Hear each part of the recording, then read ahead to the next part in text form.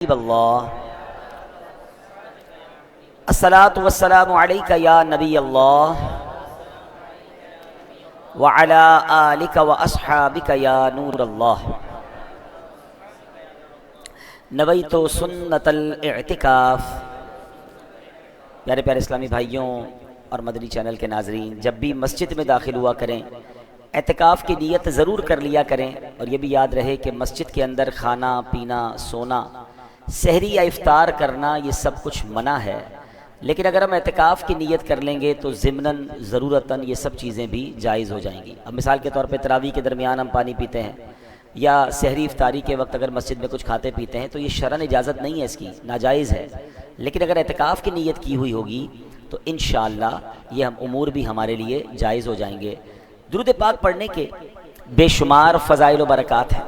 میرے آقا مدینے والے مصطفیٰ صلی اللہ تعالی علیہ وسلم کا فرمان عالی شان ہے، اجعلونی فی وسط الدعاء وفی اولہ وفی آخرہ، مجھے دعا کے درمیان شروع اور آخر میں رکھو، یعنی تم مجھ پر اپنی دعا کے شروع درمیان اور آخر میں درود بھیجو۔ یعنی درود پاک یہ وہ وظیفہ ہے کہ اگر دعا کے شروع میں، دعا کے درمیان میں، دعا کے آخر میں پڑھ لیا جائے تو انشاءاللہ یہ ہماری دعاؤں کی قبولیت کا سبب بن جاتا ہے۔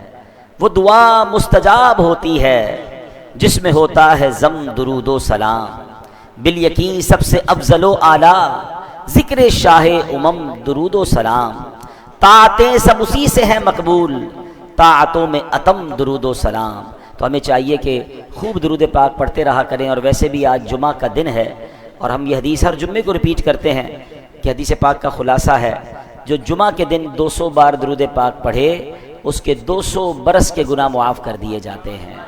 صلو علی الحبیب صلی اللہ تعالی علی محمد صلی اللہ علیہ وسلم۔ الحمدللہ ویسے تو ہماری مسجد میں عام دنوں میں جو دوسرا جمعہ ہوتا ہے وہ 3 بجے ہوتا ہے، ماہ رمضان میں یہ جمعہ انشاءاللہ عز و جل 3:30 بجے ادا کیا کرے گا۔ اللہ کی رحمت ہے کہ ہمیں ایک بار پھر اس نے ماہ رمضان عطا فرمایا، اور یہ وہ مہینہ ہے جو عظمتوں والا، رحمتوں والا، برکتوں والا ہے۔ یا خدا ہم عاصیوں پر یہ بڑا احسان ہے، زندگی میں پھر عطا ہم کو کیا رمضان ہے، ابر رحمت چھا گیا ہے اور سما ہے نور نور، فضل رب سے مغفرت کا ہو گیا سامان ہے۔ یا الہی تو مدینے میں کبھی رمضان دکھا، یا الہی تو مدینے میں کبھی رمضان دکھا، مدتوں سے دل میں یہ عطار کے ارمان ہے۔ مدینے یہ جو ماہ رمضان ہے اس کی فضیلتیں حدیثوں میں کیسی بیان ہوئی کہ رمضان کریم کی پہلی ہی رات سے آسمانوں کے دروازے کھول دیے جاتے ہیں اور آخری رات تک بند نہیں ہوتے۔ جو بندہ ماہ رمضان کی رات میں نماز پڑھتا ہے اللہ عز و جل اس کے ہر سجدے کے بدلے میں اس کے لیے 1500 نیکیاں لکھتا ہے، اور اس کے لیے جنت میں سرخ یاقوت کا گھر بناتا ہے ہر سجدے پر۔ اب جو لوگ تراویح میں بعض اوقات ڈنڈی مار رہے ہوتے ہیں کہ یار کم تراویح پڑھ لیں، 5-6 روزہ تراویح پڑھنے کے بعد لوگ کہتے ہیں اب تراویح چھوڑ دینی چاہیے، بلکہ کچھ لوگ سوشل میڈیا پہ آ کر یہ بات کر رہے ہوتے ہیں کہ جناب تراویح تو سنت ہے، نہ پڑھیں کوئی مسئلہ نہیں، لیکن اگر یہ اعلان کر دیا جائے کہ پوری 20 رکعت پڑھنے والے کو ایک DHA کا پلاٹ دیا جائے گا تو مجھے بتائیں کوئی 19 پڑھے گا؟ اچھا پھر لوگ شاید یہ بھی کہیں کہ حضرت رمضان کے بعد بھی کوئی اسکیم ہے تو اس کے بعد بھی ہم پڑھنے کے لیے تیار ہیں۔ 20 رکعت کی بات نہیں ہو رہی، ہر سجدے پر میرے آقا فرما رہے ہیں ہر سجدے پر جنت میں سرخ یاقوت کا محل دیا جائے گا۔ 20 رکعت میں 40 سجدے ہوتے ہیں۔ آپ سوچے تو صحیح کہ ہمارے تو لاٹری نکل آئی ہے، ہمیں تو صرف تراویح نہیں، تراویح اور نمازوں کے علاوہ، فرض نمازوں کے علاوہ اور نوافل بھی پڑھنے چاہیے اور سجدے کرنے چاہیے۔ اللہ وہ دن لائے ہم اوابین بھی مغرب کے بعد پڑھیں، رات تہجد بھی پڑھیں، فجر کے بعد جب سورج طلوع ہو جائے اس کے 20 منٹ بعد اشراق و چاشت بھی پڑھیں، ہر سجدے پر اتنا ثواب۔ تو سبحان اللہ، اللہ پاک کے آخری نبی علیہ الصلوۃ والسلام نے فرمایا جب رمضان کریم کی پہلی رات آتی ہے تو اللہ پاک میری امت کی طرف رحمت کی نظر فرماتا ہے، اور جس کی طرف اللہ پاک نظر رحمت فرمائے گا اسے کبھی عذاب نہ دے گا۔ رمضان کریم میں افطار کے وقت روزانہ 10 لاکھ گناہ گاروں کی مغفرت کر دی جاتی ہے۔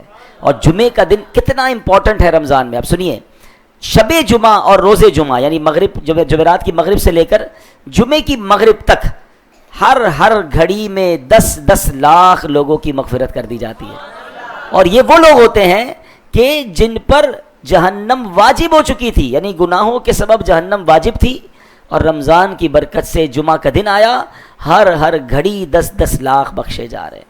تو آج ہم مسجد میں بیٹھے ہیں، اللہ کے گھر میں بیٹھے ہیں، مجھے ایسا محسوس بھی ہو رہا ہے کہ کچھ لوگ شاید جلدی اس لیے آ گئے کہ وہ 3 بجے جمعہ انہوں نے سمجھا ہوگا، اب سوچ رہے ہوں گے یار یہ تو آدھا گھنٹہ ہمارا ضائع ہو گیا۔ آپ کا آدھا گھنٹہ ضائع نہیں ہوا، یہ آپ کا آدھا گھنٹہ اللہ کے گھر میں گزر رہا ہے۔ میرا تو مشورہ ہے اگلے جمعے بھی یہی کیجئے گا۔ کیوں کہ جو جمعہ کے دن جلدی آتا ہے، حدیث پاک کے مطابق اسے اونٹ صدقہ کرنے کا ثواب ملتا ہے۔ 4-5 لاکھ کا تو اونٹ ہوگا، ملتا ہوگا پاکستان میں۔ آپ کو کوئی کہے ہر جمعے ایک اونٹ صدقہ کریں، جلدی آنے والے اول آنے والوں کو اللہ کی راہ میں اونٹ صدقہ کرنے کا ثواب، اس کے بعد گائے صدقہ کرنے کا ثواب، پھر بکری صدقہ کرنے کا ثواب، جتنا لیٹ آتے جاتے ہیں ثواب کم ہوتا جاتا ہے۔ تو اللہ کے گھر میں جلدی آ کر بیٹھا کریں، کچھ بیان سنیں گے، کچھ سیکھنے کو ملے گا۔ اور ویسے بھی رمضان کا جمعہ ہے، ہر گھڑی 10 لاکھ بخشے جا رہے ہیں۔ اللہ کرے کہ آج بخشے جانے والوں میں ہمارا نام بھی لکھ دیا جائے۔ اور پھر جب رمضان کی 29ویں رات آتی ہے تو مہینے بھر میں جتنے جہنم سے آزاد کیے گئے تھے ان کے مجموعے یعنی ان کے ٹوٹل کے برابر اس ایک رات میں آزاد کر دیے جاتے ہیں۔ پورے مہینے میں تو کروڑ بخشے گئے، 29ویں جب رات آئے گی انشاءاللہ تو پھر جتنے پورے مہینے میں بخشے گئے ہیں اس کا ٹوٹل کر کے رمضان کی آخری رات وہ بھی بخش دیے جاتے ہیں۔ تو اللہ کریم اس مہینے کا ہمیں خوب احترام کرنے کی توفیق عطا فرمائے، اس مہینے میں خوب نیکیاں کرنے کی توفیق عطا فرمائے۔ جمعے کے بیان میں ہم کوشش کرتے ہیں کہ قرآن پاک کی کوئی آیت، پھر اس کا ترجمہ اور اس کی تفسیر سمجھنے کی کوشش کرتے ہیں۔ اور ماہ رمضان جو ہے وہ تو ویسے بھی ماہ قرآن ہے، اسی مہینے میں قرآن نازل ہوا ہے، تو اس مہینے میں تو قرآن اور اچھے انداز سے ہمیں انڈرسٹینڈ کرنا چاہیے۔ اے میرے پیارے اسلامی بھائیوں، ہم نے الحمدللہ روزہ رکھا ہے۔ روزہ ایک انفرادی عبادت ہے، ہر کوئی اپنا اپنا روزہ رکھتا ہے، مگر سوال یہ ہے کہ ہمارے روزے کا معاشرتی طور پر، اجتماعی سوسائٹی پر کوئی اثر ظاہر ہو رہا ہے یا نہیں ہو رہا؟ اور اگر ہماری روزے کی برکت سے سوسائٹی پر، معاشرے پر کوئی فرق نہیں پڑ رہا، کوئی پازیٹیو امپیکٹ نہیں ہو رہا، کوئی بخار نہیں پیدا ہو رہا، تو پھر سمجھ لیں کہ ہمارے روزے میں کچھ کمی ہے، ہمارا روزہ ہماری روح تک نہیں پہنچا ہے۔ اب اس کو اس مثال سے سمجھیے کہ سورج کی روشنی آ رہی ہو اور کوئی سامنے گلاس رکھے، شیشہ رکھ دے، تو وہ جو گلاس ہے وہ سورج کی روشنی کو لے کر ریفلیکٹ کرے گا، باقاعدہ وہ بھی دوسری جگہ روشنی دے گا۔ لیکن اگر اسی سورج کے آگے کوئی ایسا گلاس رکھ دے، ایسا شیشہ رکھے جس پہ زنگ لگا ہوا ہے، تو نہ وہ اس کی روشنی کو ایبزارب کرے گا، نہ اس روشنی کو کہیں آگے ریفلیکٹ کرے گا، نہ کسی اور کو فائدہ پہنچائے گا۔ یہی مثال روزہ دار کی ہے۔ ہمارا دل آئینہ ہے، اگر دل پر گناہوں کی سیاہی چڑھی ہوئی ہے نا، تو روزے کا اصل مقصد ہی سیاہی کو اتارنا ہے، دل کو چمکانا ہے۔ اب اگر روزہ بھی رکھا ہے اور ہمارے روزے سے کسی کو روشنی نہیں مل رہی ہے، ہمارے روزے سے کسی کو فائدہ نہیں پہنچ رہا ہے، تو پھر سوچیں کہیں دل پر ایسا زنگ تو نہیں جو رمضان کے نور کو ریفلیکٹ نہیں کر رہا۔ اب روزہ بھی رکھا ہے اور کسی کو ہماری زبان میں نرمی بھی نظر نہیں آ رہی ہے، روزہ بھی رکھا ہے مگر ہمارے انداز سے کسی کو فائدہ بھی نہیں پہنچ رہا ہے، بلکہ ایسا بھی ہو گیا ہے کچھ لوگوں کے ساتھ کہ روزہ رکھتے ہی لڑائیاں شروع کر دی ہیں، روزہ رکھتے ہی جھگڑے شروع کر دیے، حالانکہ روزہ تو ہے ہی صبر کا امتحان۔ یعنی روزے میں بے صبری کیسی؟ چیک کیجئے کہ رمضان کا نور کا سورج تو چمک رہا ہے مگر کہیں دل پر ایسا زنگ تو نہیں کہ اس کی ریفلیکشن نہیں ہو رہی ہے۔ اے میرے پیارے اسلامی بھائیوں، اب آئیے میں قرآن کی وہ آیت پڑھنے جا رہا ہوں جس میں اللہ کریم نے ایمان والوں سے ڈائریکٹلی کلام کیا ہے۔ قرآن پاک تو ویسے پورا ہی ہمیں پڑھنا چاہیے، لیکن قرآن پاک میں چند آیتیں وہ ہیں جس میں رب کریم نے براہ راست آپ سے بات کی ہے۔ جی آپ سے بات کی، ہم سب سے بات کی ہے۔ وہ کون سی آیتیں ہیں؟ یا ایھا الذین آمنو، اے ایمان والوں کہہ کر اللہ نے مجھ سے اور آپ سے بات کی ہے۔ اب بتائیے نا، ہم ہیں نا ایمان والے، ہم سے بات ہوئی ہے۔ اب اگر کوئی آپ سے پوچھے کہ جناب کیا وہ 89 آیتیں جہاں اللہ نے آپ سے بات کی ہے، آپ نے وہ آیتیں پڑھ لی، اس کو سمجھا، اس پر عمل کیا، تو بہت بڑی تعداد تو شاید یہ کہے گی کہ ہمیں تو پتہ ہی نہیں وہ آیتیں کہاں ہیں، ہم نے تو نہیں پڑھی۔ یعنی آپ سوچیں کہ اب صبح اٹھتے ہی پہلے واٹس ایپ پر میسج چیک کرتے ہیں کہ یار کسی کا اہم میسج ہے تو پہلے میں پڑھ لوں، لیکن اللہ کا پیغام قرآن میں ہمارے لیے آیا ہوا ہے، مگر کیا اب تک ہم نے پڑھا ہے یا نہیں پڑھا؟ غور کیجیے۔ اب جو میں آیت پڑھنے جا رہا ہوں اس میں اللہ نے مجھ سے اور آپ سے براہ راست بات کی ہے۔ پارہ نمبر 26 ہے، سورہ حجرات، اور آیت نمبر 11۔ اللہ ارشاد فرماتا ہے، بسم اللہ الرحمن الرحیم، یا ایھا الذین آمنوا لا یسخر قوم من قوم عسى ان يكونوا خيرا منهم ولا نساء من نساء عسى ان يكن خيرا منهن۔ اللہ اکبر۔ آسان ترجمہ قرآن کنز العرفان، اے ایمان والو مرد دوسرے مردوں پر نہ ہنسیں، ہو سکتا ہے کہ وہ ان ہنسنے والوں سے بہتر ہوں، اور نہ عورتیں دوسری عورتوں پر ہنسیں، ہو سکتا ہے کہ وہ ان ہنسنے والیوں سے بہتر ہو۔ اب اس آیت سے بہت کچھ سیکھنا ہے۔ مسلمان کی عزت و تعظیم میں سے ہے کہ کسی بھی طرح اس کا مذاق نہ اڑایا جائے۔ آیت کریمہ کے اس حصے میں اس بات کی تعلیم دی گئی ہے کہ کوئی مرد دوسرے مرد کا اور کوئی عورت دوسری عورت کا مذاق نہ اڑائے۔ ہر ایک کا اپنا ذوق ہوتا ہے، ہر ایک کا اپنا انداز ہوتا ہے زندگی گزارنے کا۔ ہم کسی کے معاملات میں تنقید نہیں کر سکتے۔ اگر کوئی غیر شرعی معاملہ ہے تو وہ بھی اس کا اور اس کے رب کا معاملہ ہے، لیکن جناب یہاں تو بات بات پر تنقید ہے، لباس پر تنقید ہے، انداز پر تنقید ہے، لائف اسٹائل پر تنقید ہے۔ اگر کوئی گناہ گار بھی ہے تو اچھے انداز سے اس کو نیکی کی دعوت دینی ہے، اس کا مذاق تھوڑی اڑانا ہے، وہ تو اور گناہوں پہ دلیر ہو جائے گا۔ مگر یہاں معاملہ یہ ہے کہ دین دار کا بھی مذاق اڑایا جا رہا ہے اور دنیا والے بھی اپنے زندگی گزار رہے ہیں اس کا بھی مذاق اڑاتے ہیں، بلکہ اللہ نے کسی چیز کو بنایا اس کا بھی مذاق اڑا رہے ہیں۔ اب کوئی بیچارہ داڑھی رکھ لے، حالانکہ اس نے سنت پر عمل کیا ہے، اس کا مذاق اڑائیں گے۔ سنت پر عمل کر رہا ہے، دیندار ہو گیا ہے، نمازی بن گیا ہے، اس کا مذاق اڑائیں گے۔ اچھا پھر اگر کوئی شخص بیچارہ بیمار ہے، اس کو کوئی ایسی پرابلم ہے، مثال کے طور پہ کسی کی آنکھ پراپر نہیں کھلتی ہے، اس کو بہنگا کہیں گے۔ کوئی صحیح بولتا نہیں ہے، اس کو توتلا کہیں گے۔ آپ سوچئے یہ کس قدر سخت بات ہے، کتنی بڑی دل آزاری ہے، اور روزہ رکھ کر اگر یہ کام ہو رہا ہے۔ دیکھیں روزے میں تو ہم نے سیکھنا ہے۔ قرآن پاک کی جو یہ سورت ہے نا، سورہ حجرات، اس میں باقاعدہ زندگی گزارنے کے آداب بیان کیے گئے۔ کسی کے ہونٹوں کا مذاق، کسی کے جناب جسم کا مذاق، کسی کے لباس کا مذاق، کسی کی غربت کا مذاق، کسی کی سواری کا مذاق۔ قرآن کہتا ہے مرد مردوں کا مذاق نہ اڑائیں، ہو سکتا ہے جس کا مذاق اڑا رہے ہیں ان سے بہتر ہوں، اس کو اللہ نے بنایا نا، ہم کون ہیں کسی کا مذاق اڑانے والے؟ اور آج آپ کسی کا مذاق اڑا رہے ہیں، ایسا نہ ہو تھوڑے دنوں بعد آپ خود مذاق بن جائیں۔ عربی کا ایک مقولہ ہے، چند دو جملے ہیں مگر ادھر دل پر لکھنے والے ہیں، من ضحکا ضحکا، بات پوری ہو گئی۔ جو کسی پر ہنستا ہے اس پر بھی ہنسا جاتا ہے۔ آج کسی کا مذاق، آج کسی کو ذلیل، آج کسی کو تکلیف دینے والے غور کریں کہیں زمانے میں ہمارا مذاق نہ بن جائے۔ انسان ہے، کوئی تکلیف میں ہے، آپ اس کے ساتھ دیں۔ آپ بلکہ کسی ایسے شخص کو دیکھ رہے ہیں جو کسی تکلیف میں ہے، کپڑے اچھے نہیں پہنے، گاڑی اچھی نہیں، سواری اچھی نہیں، جسم پہ کوئی پرابلم ہے، کوئی بیماری ہے، اس کو دیکھ کر تو اللہ کی بارگاہ میں شکر ادا کریں کہ اللہ تیری مہربانی، تو نے مجھے ایسا نہیں بنایا۔ اس کا مذاق اڑائیں گے؟ باقاعدہ دوست نقل اتار کر مذاق اڑاتے ہیں، اس جیسا بول کے مذاق اڑاتے ہیں، اس جیسا چل کے مذاق اڑاتے ہیں۔ وہ نہیں ہے وہ جس کا قد لمبو، وہ ٹھنگو، وہ موٹو، وہ کالا۔ لا حول ولا قوت الا باللہ۔ قرآن سے سیکھنا ہے، اور رمضان میں نہیں سیکھیں گے تو کب سیکھیں گے؟ یعنی مجھے ایک بات بتائیں، یہ مہینہ ہمیں پاکیزہ کرنے آیا ہے، اپنی ہیبٹس کو ہم بہتر کر سکتے ہیں اس مہینے میں اگر کوئی بری عادتیں ہیں بھی، کیونکہ رمضان میں شیطان بند ہے، جس نے ہمیں برے کاموں پر لگانا ہے اس کو بند کر دیا گیا ہے۔ تو دس از دا ٹائم، یہ 30 ڈیز ایکچولی اپنے آپ کو پیوریفائی کرنا ہے۔ آپ بچے اگر یہاں نوجوان بیٹھے، اگر میں ان کی زبان میں سمجھاؤں کہ رمضان ایکچولی شیطان سے فائٹ کرنے کی نیٹ پریکٹس ہے۔ شیطان بند ہے نا، 30 دن مضبوط ہو جاؤ، تگڑے ہو جاؤ، تقوی اختیار کرو۔ قرآن کہتا ہے روزے اس لیے فرض کیے لعلکم تتقون، تاکہ تم متقی ہو جاؤ۔ تو اپنے آپ کو اتنا مضبوط کر لیں کہ جب شیطان آئے 30 ڈیز کے بعد، رمضان کے بعد، تو ہم ریڈی ہو فائٹ کے لیے۔ مگر جو رمضان میں بھی شیطان کہتا تو آرام کر، ہم ہے نا، ہم تیرا کام سارا کر لیں گے۔ شیطان کے بند ہوتے ہوئے بھی لوگ برے کام کر رہے ہیں، کیونکہ ان کی پہلی ہیبٹ بنی ہوئی ہے۔ نہیں، ہمیں اپنی ان عادتوں کو ختم کرنا ہے، قرآن سکھا رہا ہے۔ نبی پاک علیہ الصلوۃ والسلام فرماتے ہیں لا تماری اخاکا ولا تمازحہ، اپنے بھائی سے جھگڑا نہ کرو، نہ اس کا مذاق اڑاؤ۔ یہ لوگوں کا مذاق اڑاتے ہیں نا، ان کے بارے میں ایک ایسی حدیث ہے ڈرانے والی کہ نبی پاک علیہ الصلوۃ والسلام فرماتے ہیں بلا شبہ لوگوں کا مذاق اڑانے والے کے لیے جنت کا دروازہ کھولا جائے گا، اسے بلایا جائے گا، آؤ قریب آؤ۔ جب وہ جنت کے قریب آئے گا تو دروازہ بند کر دیا جائے گا۔ اسی طرح کئی بار کیا جائے گا۔ آپ اس کی حسرت سوچیں جو محشر کے میدان میں تپتی دھوپ میں کھڑا ہوگا، سورج 1 میل پر ہوگا اور لوگ پسینے میں شرابور ہو رہے ہوں گے، اور اعلان ہوگا کہ آ جاؤ جنت کی طرف۔ اس کی خوشی کا عالم کیا ہوگا؟ مگر جب جنت کے دروازے پر پہنچے گا تو وہ دروازہ بند کر دیا جائے گا، اس کو دوبارہ بلایا جائے گا، دوبارہ بند کر دیا جائے گا۔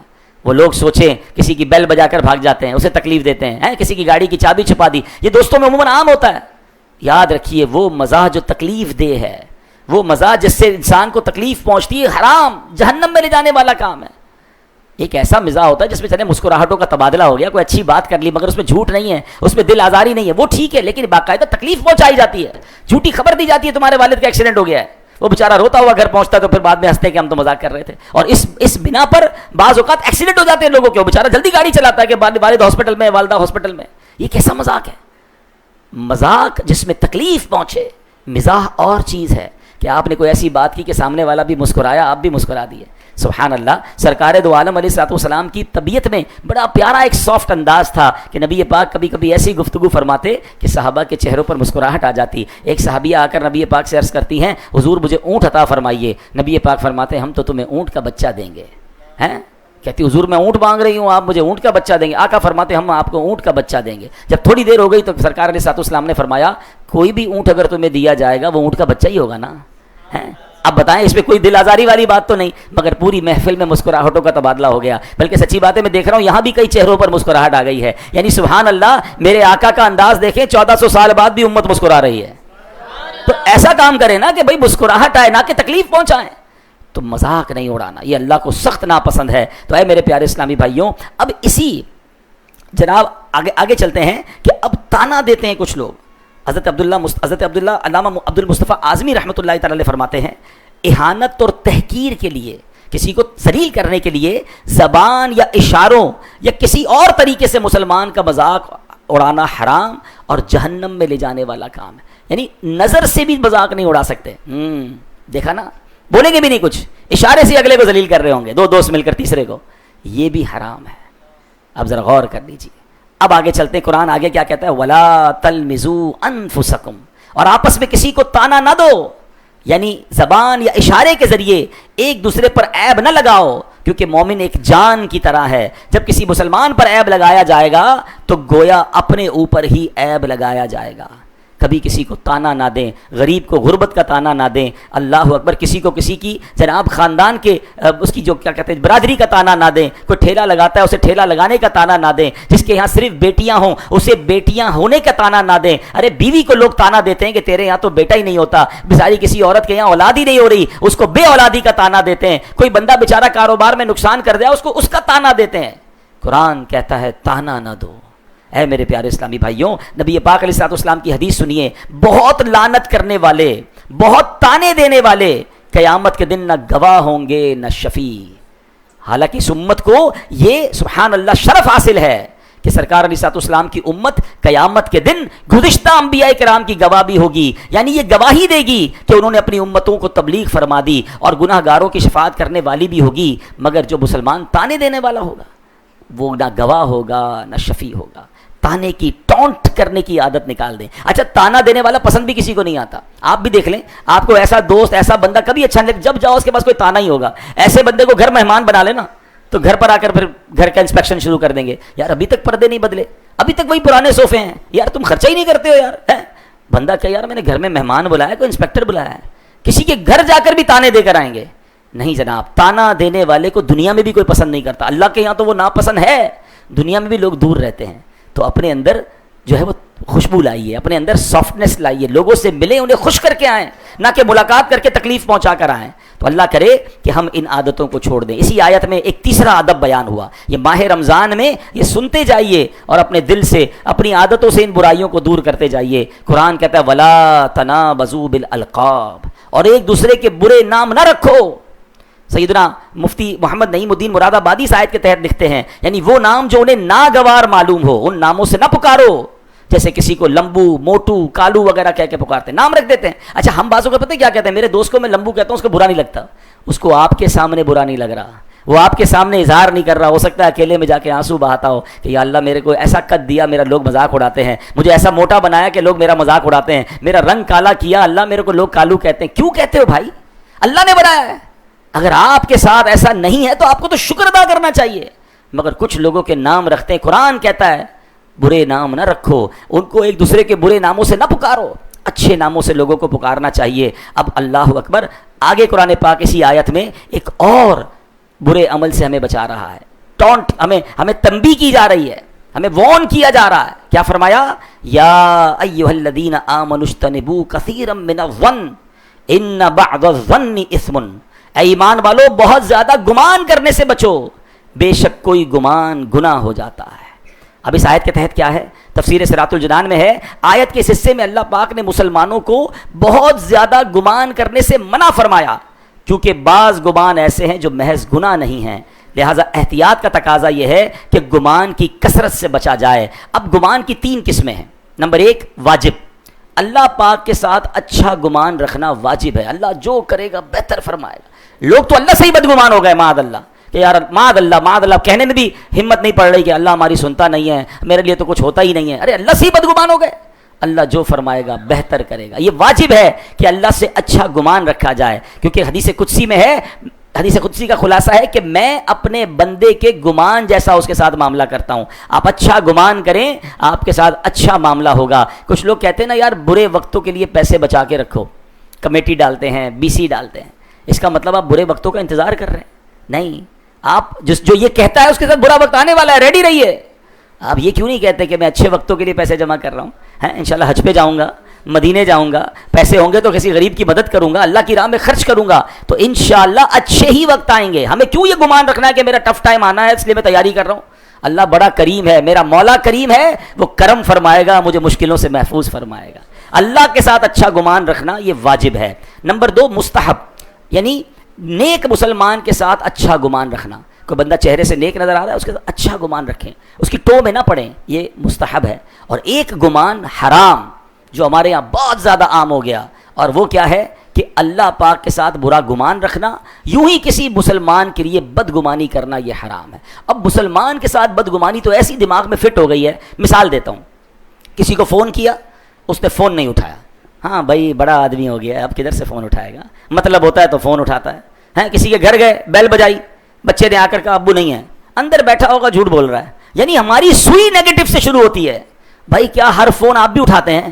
ابھی آپ مسجد میں بیٹھے، ہو سکتا ہے آپ کا فون سائلنٹ پہ ہو، بج رہا ہو، تو آپ بھی تو نہیں اٹھائیں گے، نماز پڑھیں گے تو نہیں اٹھائیں گے نا، واش روم جائیں گے تو نہیں اٹھائیں گے۔ تو جب آپ کسی موقع پر آرام کرتے ہوئے فون نہیں اٹھاتے، تو ہو سکتا ہے یار اپنے بھائی کو کال کر رہے ہیں، وہ نہیں اٹھا رہا، وہ آرام کر رہا ہوگا، وہ نماز پڑھ رہا ہوگا، وہ تلاوت کر، اس کو مارجن تو دیں، مگر اسٹارٹ ہی بدگمانی سے ہے۔ اور یہ بدگمانی بعض صورتوں میں حرام، جہنم میں لے جانے والا کام، ہر معاملے میں بدگمانی ہے۔ کوئی رو رہا ہے دعا کے اندر، شیطان دیکھے ہمیں رونا نہیں آ رہا، لیکن کسی کو روتے ہوئے دیکھ کر ہاں دکھاوا کر رہا ہے، بہت چیٹر آدمی، ارے وہ اللہ کی بارگاہ میں رو رہا ہے، آپ بدگمانی کا گناہ کما رہے ہیں۔ آپ سوچیں تو صحیح ہو کیا گیا، یہاں تک کہ کوئی عمرے اور حج پہ جائے نا، 2 نمبر کے پیسوں سے جا رہا ہے، یار آپ کے پیسے لے کر گیا ہے، وہ جانے، اس کا رب جانے، لیکن یہ ایسی بیماری اندر آ گئی ہے جو ہمیں اندر ہی اندر ہمارے لیے گناہوں کا میٹر چل رہا ہے، اور ہم کہیں برباد نہ ہو جائیں۔ حدیث پاک سنیے، میرے آقا فرماتے ہیں اپنے آپ کو بدگمانی سے بچاؤ، کہ بدگمانی بدترین جھوٹ ہے۔ نیگیٹیوٹی ختم کریں، حسن ظن رکھیں، پازیٹیو ہو جائیں، لوگوں کی خوشیوں میں خوش ہونا سیکھیں۔ کسی کو گھر میں لائے تو آپ بھی انجوائے کریں کہ اللہ نے اس کو گھر دیا، اللہ اور دے۔ اس کو گھر میں لائے، آپ نے کیلکولیشن شروع کر دی، یار یہ پیسے کدھر سے آئے، کوئی نہ کوئی چکر چلایا ہوگا، یار آپ آڈیٹر ہیں، آپ اس کا گھر کا حساب کرنے بیٹھ گئے، کیوں؟ اچھا کر کچھ نہیں سکو گے، اگر اللہ نے نصیب میں لکھا ہے اللہ اور گھر دے گا اس کو، یہ جلنے والا بیچارہ حسد میں جلتا بھی رہے گا اور بدگمانی کا گناہ بھی کمائے گا۔ تو حسن ظن رکھیں، پازیٹیو رہیں۔ بڑا پیارا جملہ ہے، اگر یاد کر لیں کہ حسن ظن میں کوئی شر نہیں اور بدگمانی میں کوئی خیر نہیں۔ آپ پازیٹیو رہیں، آپ بہت انجوائے کریں گے لائف کو، آپ کو ٹینشن نہیں ہوگی۔ لیکن جو بدگمانیاں پال کے بیٹھے نا لوگوں کے بارے میں ہیں، اسی لیے آگے قرآن کہتا ہے وَلَا تَجَسَّسُوا، ایک اور پرابلم بتایا کہ پوشیدہ باتوں کی جستجو نہ کرو، ٹو میں نہ رہو۔ لوگ دوربین لگا کے رکھتے ہیں، یار یہ اٹھتا کتنے بجے، سوتا کتنے بجے، دن میں جاتا کدھر ہے، اس دن یہ ڈیفینس میں نظر آیا تھا کیا کر رہا ہوگا، یار یہ ادھر اس کی گاڑی کھڑی تھی، کوئی نہ کوئی پلاننگ ہوگی۔ ہمیں کیا پرابلم ہے، ہمیں کیوں تجسس ہے لوگوں کے ٹو میں پڑنے کا، ہے یہ فلاں کے ساتھ کیوں کھڑا ہے، باتیں کیوں کر رہا ہے۔ یعنی کچھ لوگ تو اتنے تجسس والے ہیں کہ ان کو دیکھ کر اگر ہم مسکرائیں نا تو کہتا ہے لگتا ہے مجھے دیکھ کر مسکرا اس لیے رہا ہے، کوئی نہ کوئی پلاننگ ہی کر رہا ہے۔ اچھا کسی دن نہ مسکرائے تو کہتا ہے لگتا ہے بہت میرے خلاف ناراض ہو گیا ہے، اب کچھ اور پلاننگ کر رہا ہے۔ بندہ کہے یار اس کو دیکھ کے مسکراؤں یا چپ رہوں، ہر بات میں کوئی نہ کوئی نیگیٹیوٹی ہے۔ ولا تجسسوا، قرآن کہہ رہا ہے پوشیدہ باتوں کی جستجو نہ کرو۔ مثال کے طور پہ کسی کو کہنا ہے رات بھر جاگتے ہو، لگتا ہے فجر نہیں پڑھتے ہوگے، یار آپ کو کس نے اجازت دی ہے کہ آپ اس کے بیڈ روم میں داخل ہو جائیں اور اس سے پوچھیں کہ کیا وہ کر رہا ہے؟ وہ جانے، اس کا رب جانے۔ لوگوں کے عیب تلاش نہ کریں، اللہ اکبر۔ مسلمانوں کی عیب جوئی یعنی اس کے عیب تلاش کرنا حرام ہے۔ ہاں اگر نوکر رکھنا ہے یا کسی کی کہیں شادی ہونے والی ہے اور وہ کسی سے پوچھتا ہے کہ یار میں یہاں رشتہ کروں، تو وہاں بتانا چاہیے کہ بھائی یہ پرابلم ہے. یہ ایک اجازت دی شریعت نے کہ بھائی اس بندے کو جاب پہ مت رکھو، میرے ساتھ بھی چیٹنگ کر کے گیا ہے. کوئی کاروبار میں ہم سے پوچھ رہا ہے کہ میں فلاں جگہ پیسے دے دوں، کاروبار کروں، اور آپ کو پتا ہے کہ اس بندے کے کاروبار میں یہ مسئلہ ہے، تو آپ بتا دیں کہ یار یہ کاروبار میں میرے ساتھ بیڈ ایکسپیرینس ہوا تھا، آپ احتیاط کر لیں. اتنی شریعت نے اجازت دی ہے. مگر شریعت کی الحمدللہ خوبصورت باؤنڈری دیکھیں کہ آپ سے کوئی پوچھتا ہے کہ میں فلاں سے کاروبار کروں، تو آپ اس کو صرف کاروبار کا مسئلہ بتائیں گے. یہ نہیں بتائیں گے کہ جناب یہ راتوں کو وہاں بھی جاتا ہے، دن کو یہ بھی کرتا ہے، فلاں سے دوستی بھی ہے، فلاں غلط کام. آپ کو ان تمام چیزوں کو جواب بتانے کی اجازت نہیں ہے. جتنا سوال، جتنی ضرورت، اتنا عیب بتائیں گے. کیوں؟ کیونکہ حدیث پاک میں آتا ہے جو کسی اپنے مسلمان بھائی کا عیب تلاش کرے گا، اللہ پاک اس کا عیب ظاہر فرما دے گا. اور اللہ پاک جس کا عیب ظاہر فرما دے تو اسے رسوا کر دیتا ہے، اگرچہ وہ اپنے گھر کے اندر چھپ کر بیٹھا ہو. آپ سوچئے کسی کا عیب کھولیں گے تو کل ہمارا عیب کھل سکتا ہے. اے میرے پیارے اسلامی بھائیوں، جو کسی مسلمان کے عیبوں پر پردہ ڈالتا ہے، اللہ پاک قیامت کے دن اس کے عیبوں پر پردہ رکھے گا. اگر آپ اور میں چاہتے ہیں کہ میرے عیب چھپے رہیں، اگر پتہ بھی چل جائے نا کسی مسلمان کا عیب، تو ڈھک دیں، چھپائیں نہ بتائیں. آج کل تو سوشل میڈیا کا زمانہ ہے، کسی کا عیب پتہ چلا فوراً شیئر کرنا ہے. فوراً جناب پتہ چلا اس کے بیٹے کا یہ مسئلہ ہو گیا، پتہ چلا اس کی بیٹی نے یہ کر دیا، پتہ چلا اس کی دکان پر فلاں چھاپا پڑ گیا، ہاں اس کے ساتھ یہ معاملہ ہو گیا. کیوں؟ ارے کل ہمارے عیب کھل گئے، ہم کدھر جائیں گے؟